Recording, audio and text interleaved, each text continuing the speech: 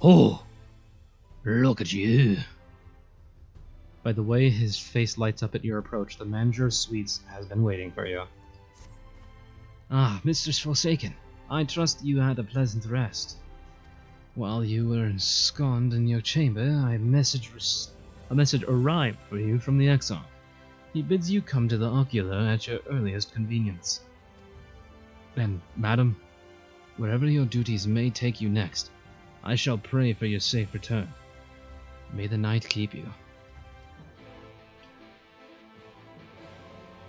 See, what's great is this character right here is honestly pretty fantastic, right? He's always looking out for you, but the only thing he gets is just to fucking like talk to you about like talk to you there, like in between quests, but like, or rather for quests, but not like in between quests.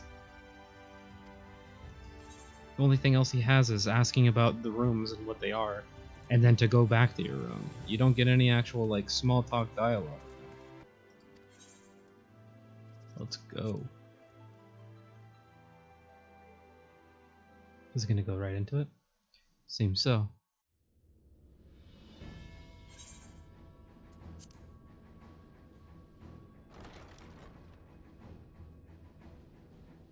Hey guys, I only have a small amount of internal damage. Oh, hi there.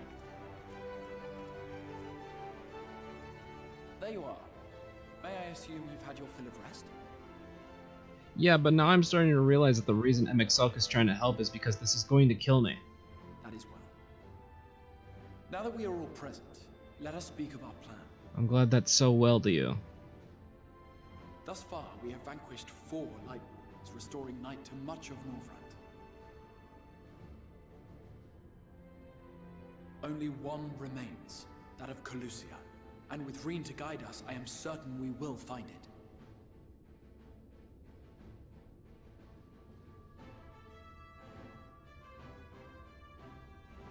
We're so close now. If we can just take care of this one last warden, we'll rob the Sin Eaters of their final foothold and drive them out of Northrend once and for all. It will be a new beginning for the First. A chance for the people to rebuild their world. In short, a prize worth fighting for. And in thus delivering the First from destruction, so too shall we unsow the seeds of the 8th umbral calamity. Do you hear? Your dreamed of rejoining is in jeopardy. Are you sure you're not tempted to intervene?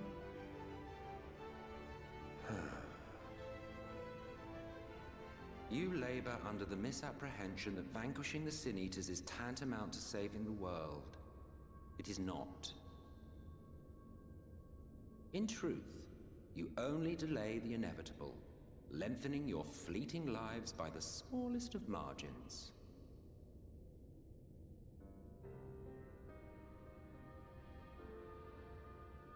Twould be churlish of me to deny you this small concession, close as we've become. Foolish and misguided though you are not without charm. Each and every one of you is possessed of a noble heart. When the weak want for succor, you do not hesitate to provide it. Alas, your nobility is short-sighted. You think only of the problem in front of your nose. A limitation of your ephemeral existence.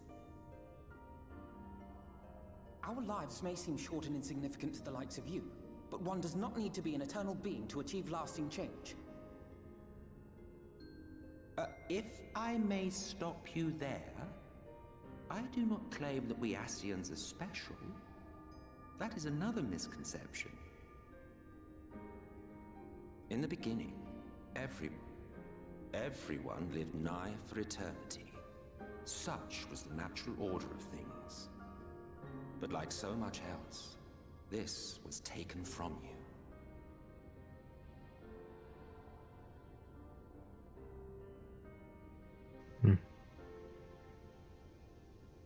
I really don't even know what to say. You won't object if I borrow your plaything?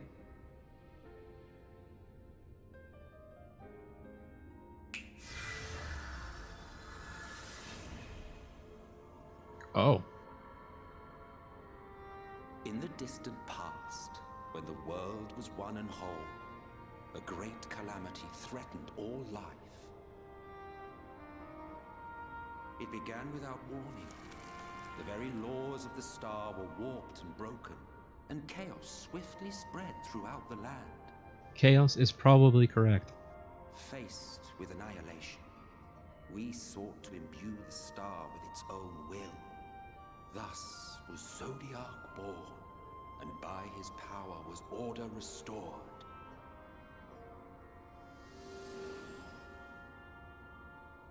Ere long, however, thankless fools began to fear that Zodiac's might was too great, and so they conjured another to keep him in check. Your own dear Hydaelyn. And the two beings waged war until, with a single devastating blow, Hydaelyn unmade Zodiac, scattering his being across space and time. So you told us in the Katana Ravel. Yes, yes. And there began our woes, with Hydaelyn's blow and all that it wrought.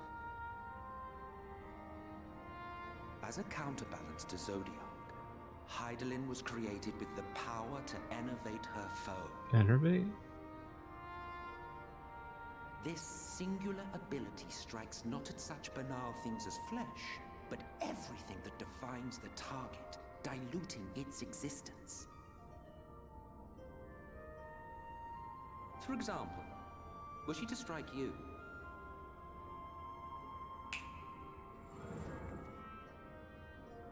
two individuals, identical in appearance yet reduced in all respects. Strength, intelligence, the soul itself, all is halved.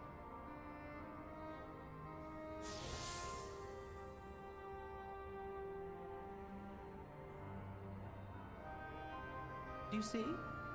This self-same fate befell not only Zodiac, but the very star.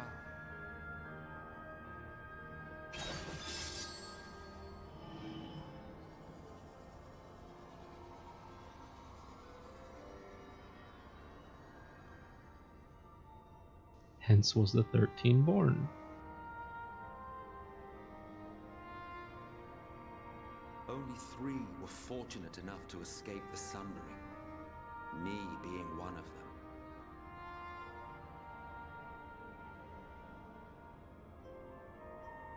When I beheld the shattered remnants of our home, I knew deepest despair. The inhabitants of these 14 fragments were feeble, 14, right?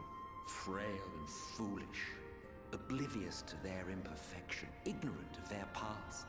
Well, I mean the 13 other were born, because we're the 14th, right? AKA the Malformed source. creatures thrashing blindly about. Pitiful, disturbing, depressing. So, we took it upon ourselves to rejoin the worlds. But in our eagerness and, I confess, our ignorance, we erred and made a useless void of the 13th.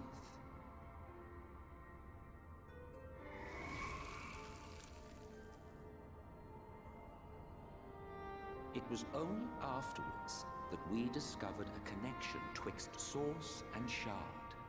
A flow of energy that maintains elemental balance.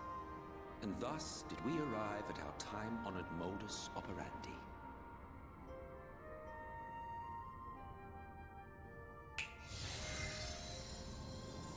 From a purely Ascian standpoint, it could be said that what you seek to do is only logical. But that would be to ignore the immeasurable destruction wrought with each rejoining. You have murdered millions, and this we cannot condone.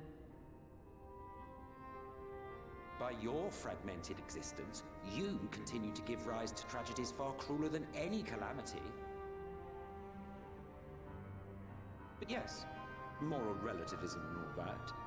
Case in point, I do not consider you to be truly alive, ergo I will not be guilty of murder if I kill you. That's one twisted way of looking at it, I suppose. Anyone could claim that, though. But it doesn't make you right. Oh, don't look at me like that. You for whom I have only the highest expectations. A vaunted hero of the Source, 7 times rejoined.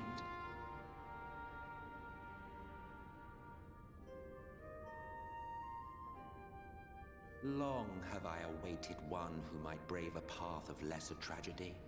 A resilient soul able to endure the necessary pain. I dare to hope that my wait is over.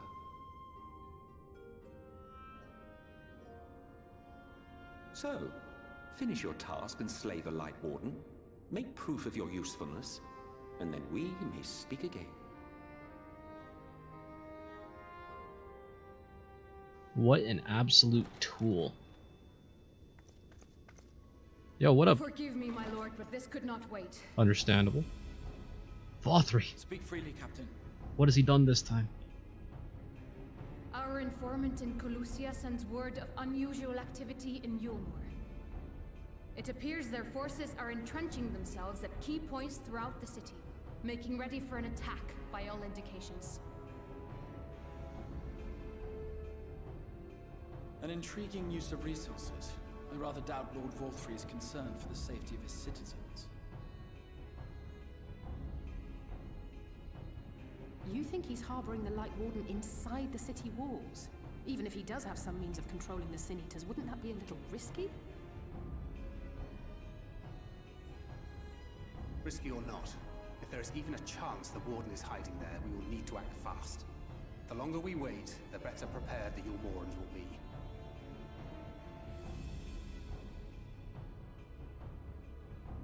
Agreed. See to your preparations then and make for Colusia. God's willing, this hunt will be the last. Let us see it through to the end.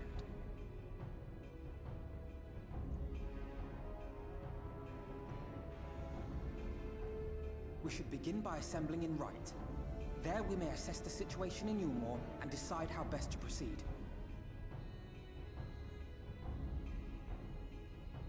Alright.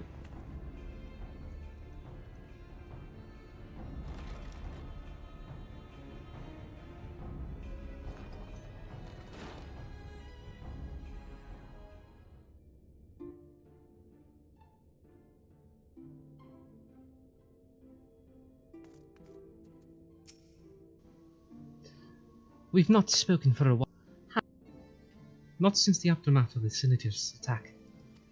Rest assured I am fully recovered, and will do my utmost to support you and your fellow warriors of darkness.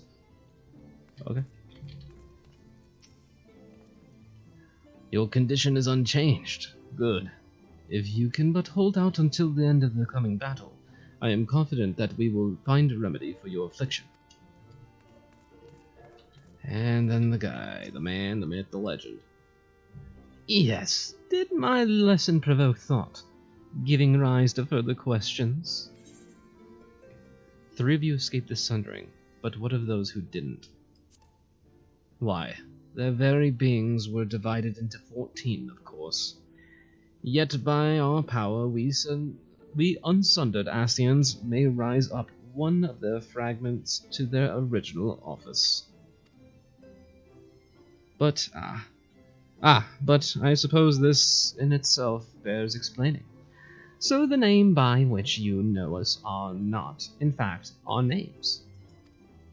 Be it Elidibus or La Habrea or Igiorum, all are titles of office, and when an office is vacated, it may be filled by another. Over the eons I have overseen several changings of the guard among our sundered brethren, and in such instances, the vacant title ordinarily goes to another fragment of the self-same soul. While it is by no means impossible to raise up wholly unrelated individuals, 'tis we whose fervent entreaties brought forth Lord Zodiac, whose soul he claimed in the beginning, who make the truest servants. I feel like I read that wholly wrong. While it is by no means impossible to raise up wholly unrelated individuals, 'tis we whose fervent entreaties brought forth Lord Zodiac, whose souls he claimed in the beginning, who make the truest servants. What is your true name, then? Oh, this is like a continuation. So if we were to defeat all the Ascians of the Source, what is your true name then? There may come a day when I reveal my true name to you, but this is not it. Not it.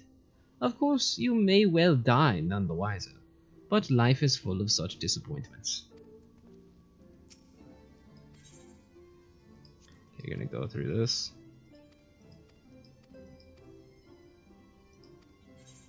So if we were to defeat all the Ascians of the Source, then none would remain to raise up but new Ascians, and our kind would eventually fade from existence. You would like that, wouldn't you? Well, feel free to dream. 'Tis no crime to do so. And then, I think we've talked enough. If that is all, then run along. You have a Lightwarden to slay.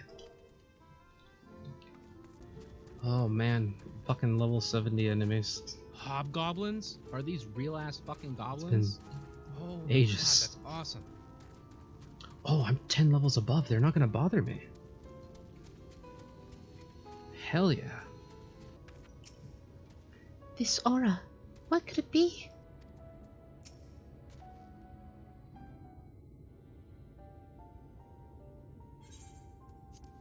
There you are, Fluxy. The others have gone ahead to reconnoiter Gate Town.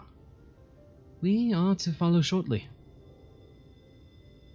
It has been a while, has it not, since the two of us infiltrated Yulmore? Since we faced Lord Vauthry, and I felt such fury as I have never felt before. His actions are unconscionable, of course, and any abhorrence I felt for him entirely justified. Yet, mingled with my rage, there was something else. At first I was unsure what it was, but in the course of our struggles I found the answer. In Vauthry's self-righteousness, in his absolute belief that he, and he alone, is the cure for this world's ills, I saw a reflection of myself, and it brought the memories of all my past follies flooding back. He is the vainglorious, ignorant fool I once was, and having shared in his affliction, I feel duty-bound to open his eyes to the truth. Whether he accept it with the good grace I did is another question. I think we're gonna have to kill him. I'm not gonna lie. What is it, Ryan? Do you sense the Lightwarden? I'm not sure. The aura is different. Perhaps if we were a little closer. 'Tis time we were on our way in any case. Let us join our comrades in Gate Town. Fluxy, as a precaution, may I ask that you go first, to ensure the path is clear? The closer we are to Yulmore, the more I worry that Reen may be recognized. If you see any prying eyes along the way, I pray encourage their owners to look elsewhere.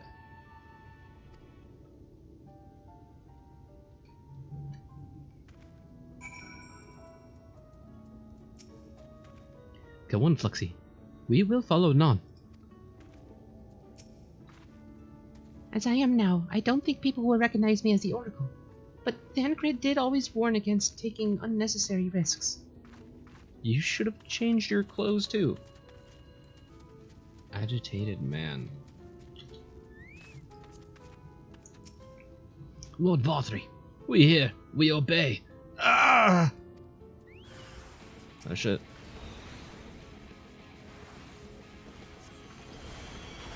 What the fuck is happening here?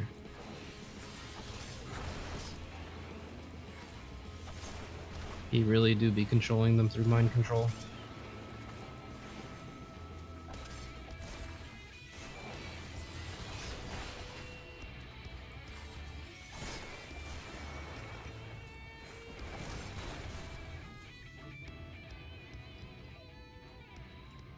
Alright. Was there another back here? Yep. Delirious youth. Voth. You hail this civilian. but he does not respond and continues his incoherent ramblings. The fuck, dude? Mind control is so fucked. I mean, I'm sure it goes without saying, but still. Euphoric youth. I am unpure euphoria. Long live Lord Vauthry. Long live Lord Vauthry. Long live, live, live, live, live. Long live Lord Lido. There's a lot of random people right here. Fearful man. What's happening? What's wrong with everyone? That's a good question. Our mission hath begun on a strange note. Ah, good of you to join us. I was debating whether to warn you, but it's too late now. I take it you noticed the people behaving strangely along the path. It's more of the same here. Ishtolun and Alise are investigating as we speak. Let's wait and see what they have to say.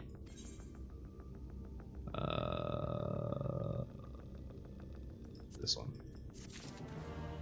They usually go for a lot. The gears are clearly turning in Urionje's mind. Why don't you ask him what he makes of all this?